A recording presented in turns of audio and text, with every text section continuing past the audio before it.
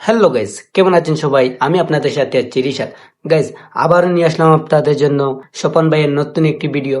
ভিডিওটির নাম হল মাহিয়া মাহি বাংলা ওয়াশ। তাহলে চলেন কথা না বাড়িয়ে ভিডিওটি শুরু করা যাক। আর শুরু করার আগে চ্যানেলে যদি নতুন হয়ে থাকেন তাহলে চ্যানেলটি অবশ্যই সাবস্ক্রাইব করে দিবেন। চলো ভাই। মাহিয়াপা এইভাবে থাকেন।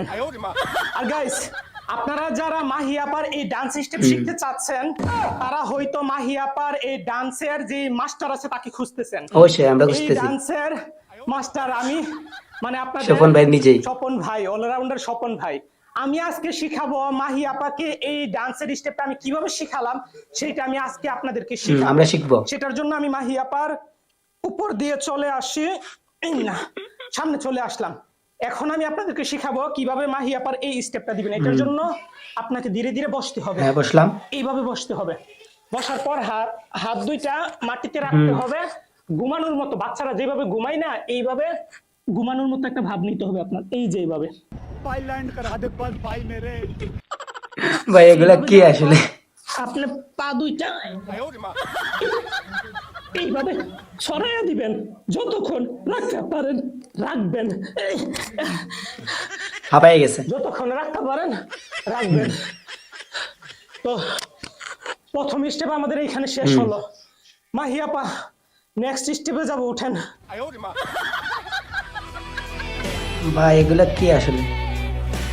গাইস, এখন আমরা যে স্টেপটা শিখবো সেই স্টেপ হচ্ছে কোমর দুলানোর স্টেপ।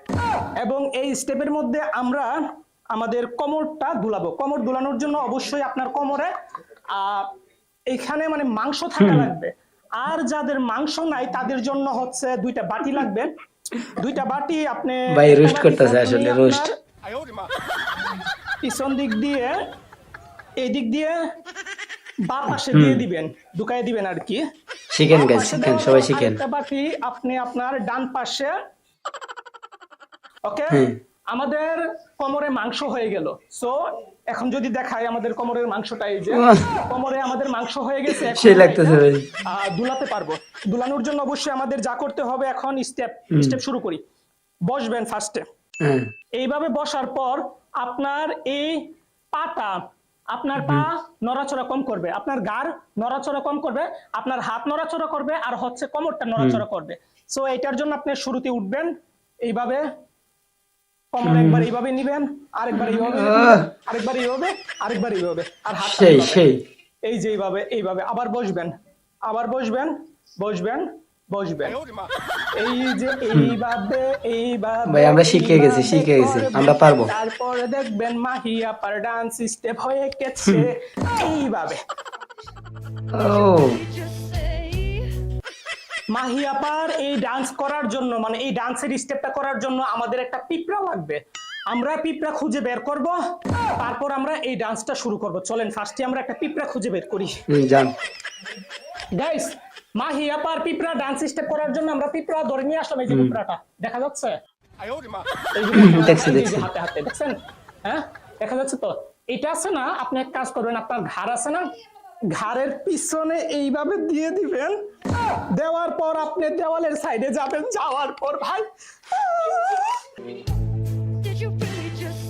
হইছে এ ভাই কেমন লাগছে রে ভাই? কামড় মারছে রে ভাই।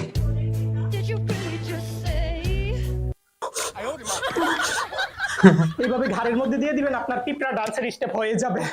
চলেন আমরা নেক্সট স্টেপে যাই। চলেন। গাইস, সেই জায়গাতে বের হয়ে গেছে। এই স্টেপটা করার জন্য অবশ্যই আমাদের একটা দেওয়াল লাগবে। সো আমরা এই ডান্সের স্টেপটা করার জন্য আমরা দেওয়ালে চলে যাব। সো চলেন আমরা দেওয়াল খুঁজে বের করি। দেওয়ালের সাইডে যাই, আসেন। ওয়াল ডান্স স্টেপ করার জন্য আমরা ওয়ালের পাশে চলে আসলাম। এখন আপনাকে যা করতে হবে, দুইটা পা উপরের দিকে দিয়ে মাথা নিচে দিয়ে শোয়া লাগবে আর কি।